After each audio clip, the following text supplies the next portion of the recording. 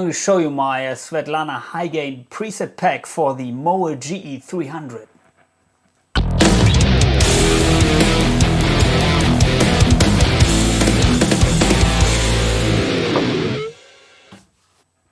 You may know that I started to put out some preset packs for the modeling units on the market, and I'm selling them.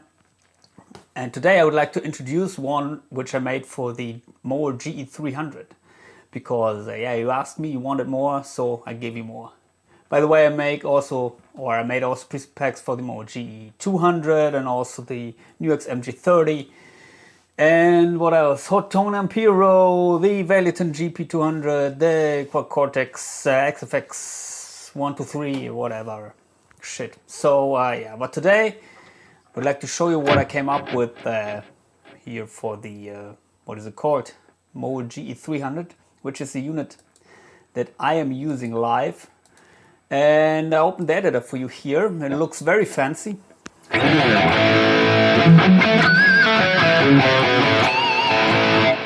And for those of you who are not familiar with my preset packs, usually I try to dial in the best tones with the stock IRs and also the stock amps and effects, so you don't need third-party IRs or some shit.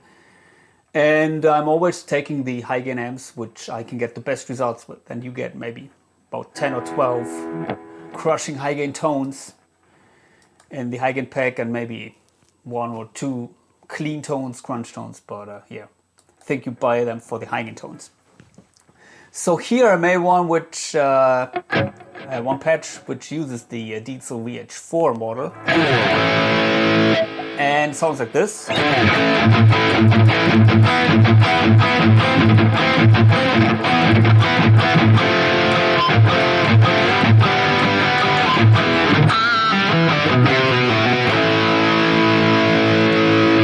And by the way, they are mostly designed for live usage. For recording they're also working, but live, if you're playing through front of house direct, so kick ass.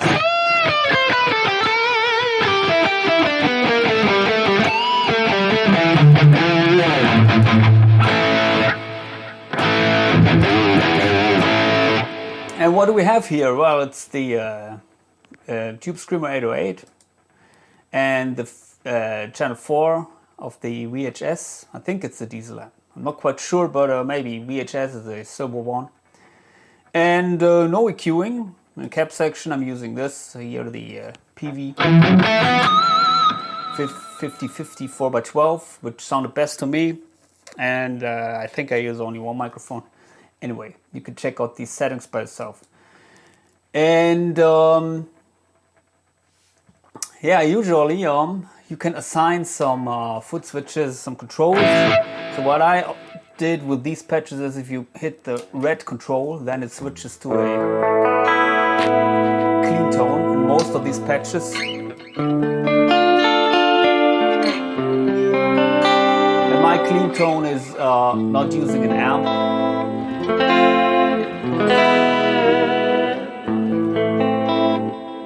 So just a little bit of EQing. My secret EQing, which you will get then.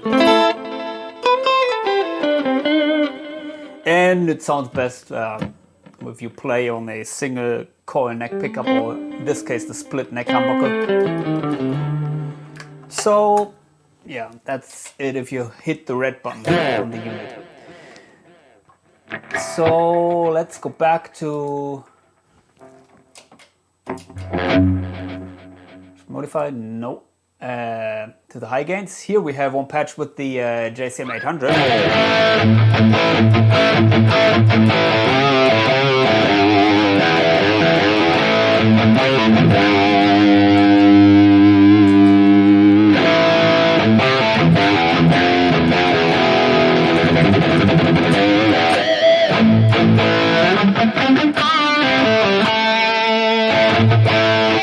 Has this upper mid-range crunch.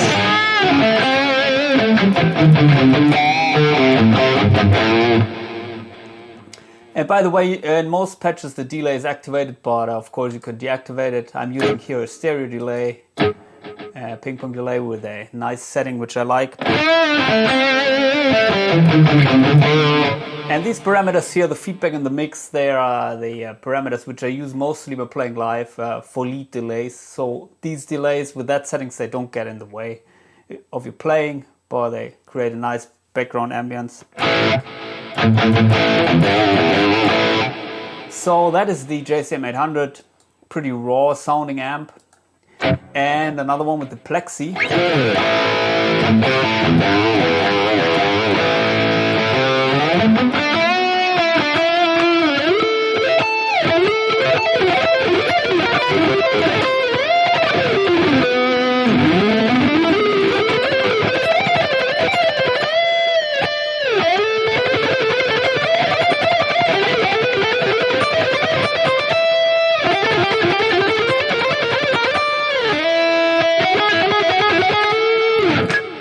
For you English out there.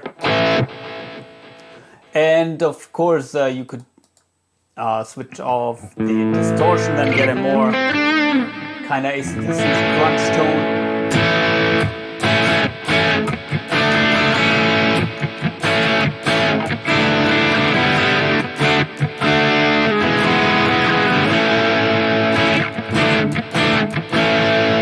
And I can recommend to check out the control section. Here you can see you have up to 4 controls. Yeah, you can assign some things here, and oh no, there are 8 controls, sorry. Yeah, but I assigned only this one here, and in this case, all these effects here are disabled or enabled depending on their state. So you can check out that. It's very flexible, this unit, and yeah. So I did this as a demonstration with the clean tone. Then we have the Friedman.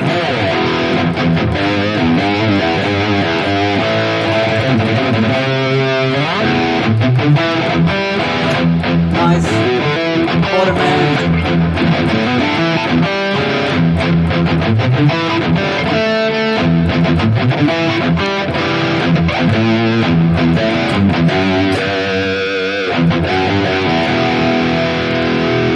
Turn off the delay.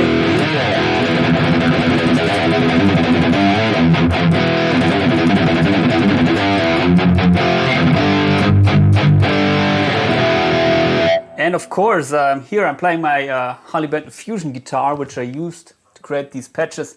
The pickups are more or less yeah, like vintage PF style, no high gain, no high output pickups. And I recommend to reduce the output here in the drive block a little bit if you are using hotter pickups, for example, and you may have too much gain. It doesn't change the overall sound of the patch, but just yeah, compensates your pickup output.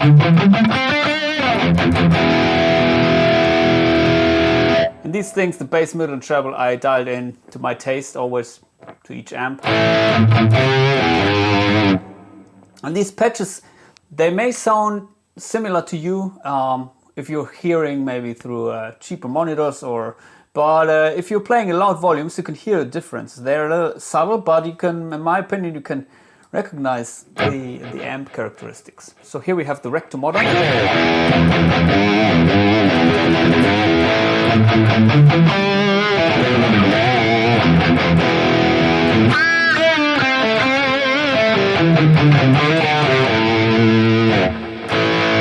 Recto Modern is also nice crunch sounding amp, so if you activate here this detune effect, maybe deactivate here the distortion, you get a nice crunch tone.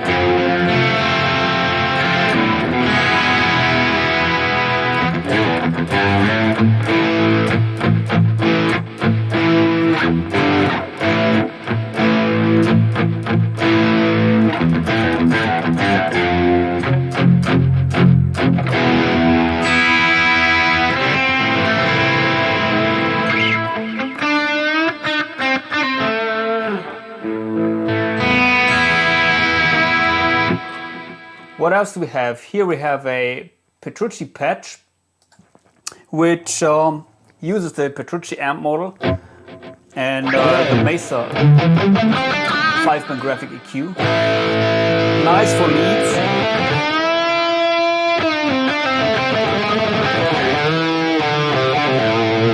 To me, the Petrucci lead tone is of course really nice, but the characteristics are, it doesn't have that much high treble frequencies like the Marshall-like amps.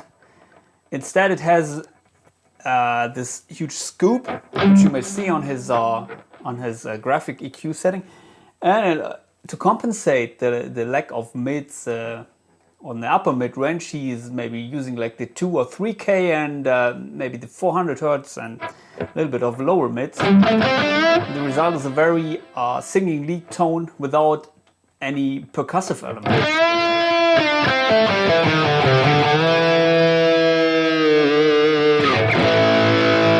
And you can check that out here in the 5-band graphic EQ. I didn't set it that drastically. It's, of course, I did it by ear, but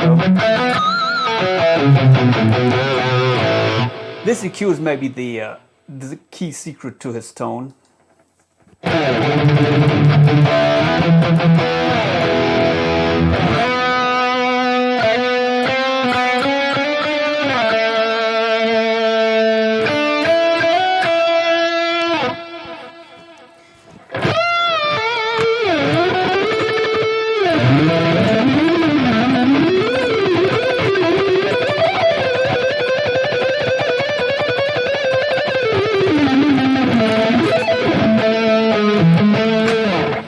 Very nice lead tone. And here we have the angled Powerball.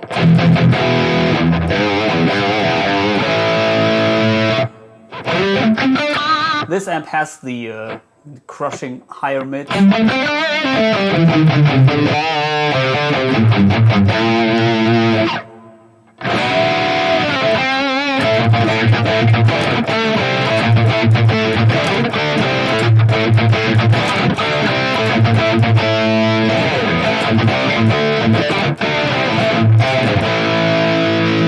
So it's a very saturated tone, as you can hear. I tried to replicate a little bit of like the PV-ish metalcore tone because I couldn't get any decent sounds out of the 6505 amp model here. Then we have the angled Blackmore,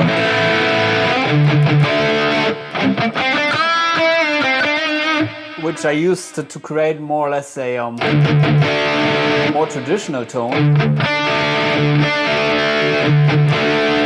Not that saturated.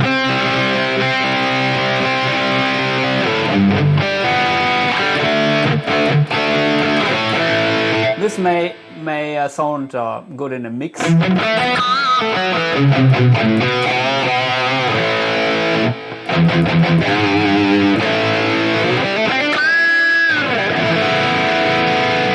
And also it's maybe more or less the amp which I would use for crunch tones, maybe. Except of the rectifier, of course.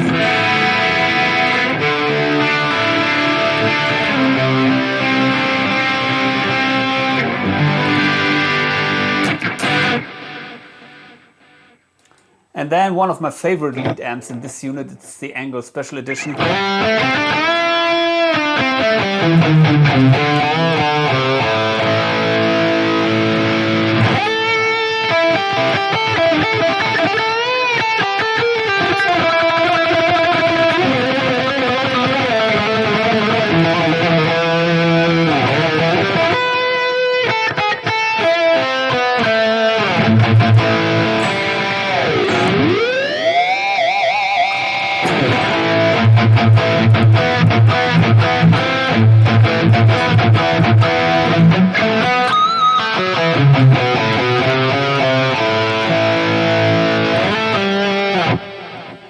That is a very full sounding amp to me, and without the delay.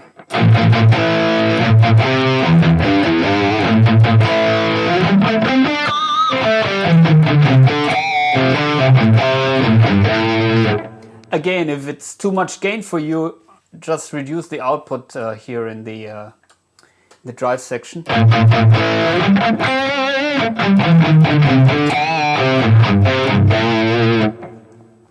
And also another trick is if you're playing live and you got maybe a little bit problems with bass frequencies because your front of house system is very bass heavy, you can use the low and high cut here in the amp section. I just dialed that in studio monitors, and they sound all very well balanced to me. They will sound great if you're playing through a high quality front of house system. But sometimes with cheaper front of house systems, you have to maybe cut some lows or highs. But that is always the case. It's not depending on this unit or these sounds. Then we have a PV Joe Satriani.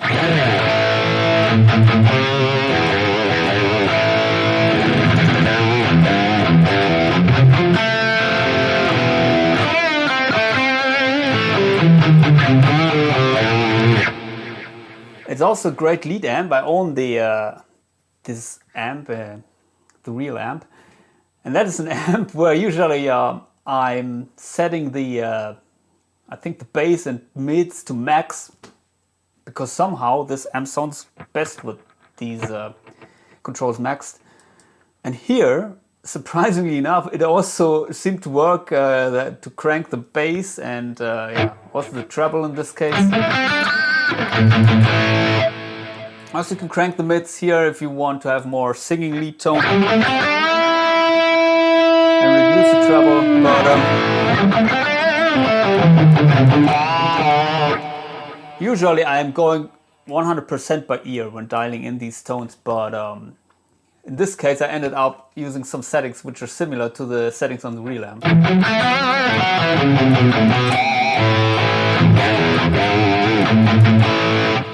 And then we have another amp which is very unique in this unit, I think. Didn't find in other units, the Randall Satan.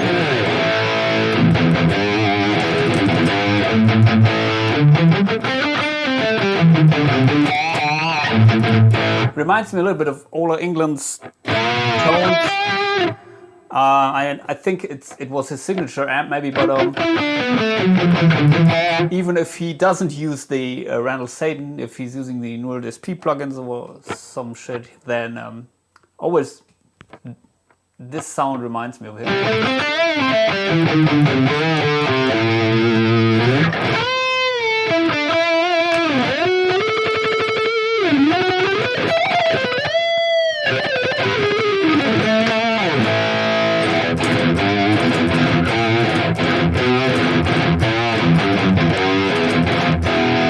This might be a good tone for recording riffage or metal guitars.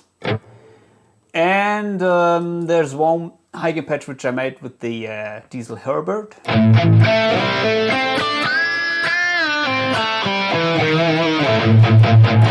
Which sounds also very nice for leads. To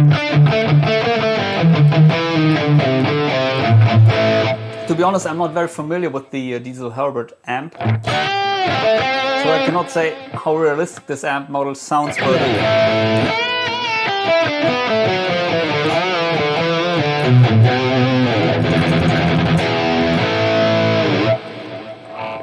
this tone is really nice in my opinion. One thing which I would like to mention is that I put the volume pedal here activated in all these patches. And as you can see, it goes from minimum 70% to maximum 100%. And that is basically the setting which worked for me in a live situation to go from rhythm to lead. So this would be my lead, my rhythm volume. I don't know if you can hear the difference on the video because it's compressed. But if you buy these presets, you may know now that the volume pedal is basically to switch from rhythm situation to lead situation.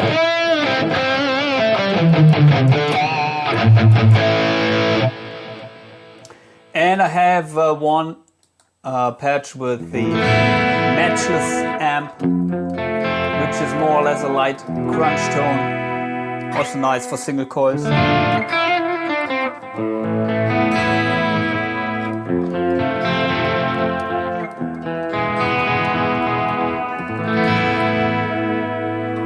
And also reacts very well to your volume knob.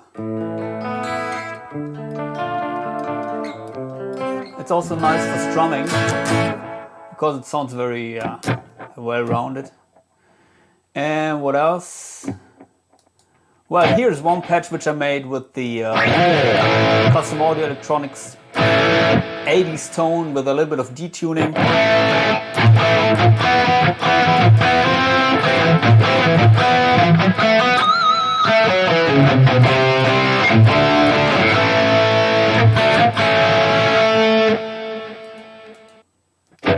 Might be the one that Megadeth used on the Euthanasia album. I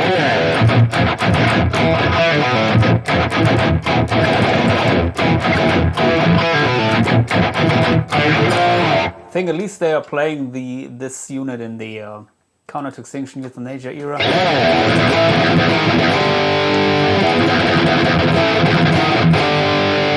As you can see here is always the reverb turned on, and that is depending on your taste, if you like reverb in a live situation, but I try to keep it a little bit silent. I like it when playing at home. In a live situation I don't see any use of the reverb, but it doesn't hurt.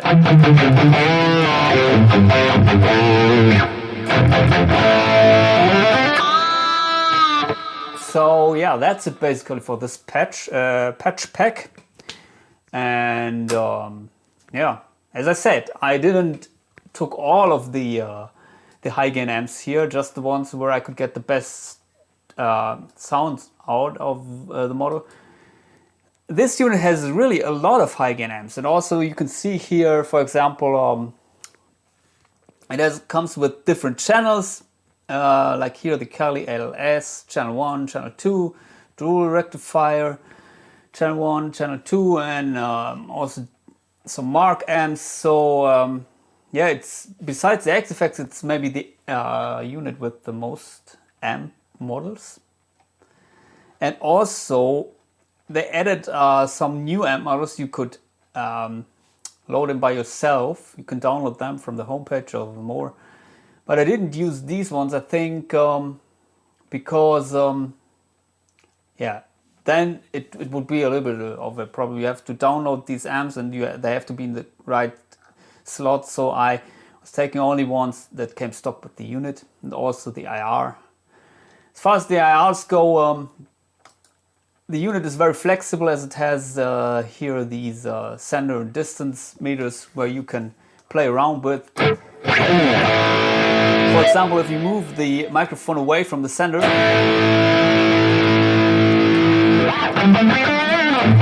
you will get also more mid-focus tone with less highs. So if you think you have too much sizzle in the highs, maybe you can remove the microphone a little bit from the cone here. You will lose bass and high frequencies if you move it away from the cone. And also the distance, if you move the microphone away from the speaker, you get basically less bass frequencies. But I try to make the biggest tone out of these units, so usually I kept it very near to zero.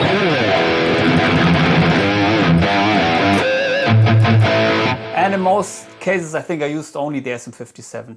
You can use two microphones here, and then it might be a little bit more complicated.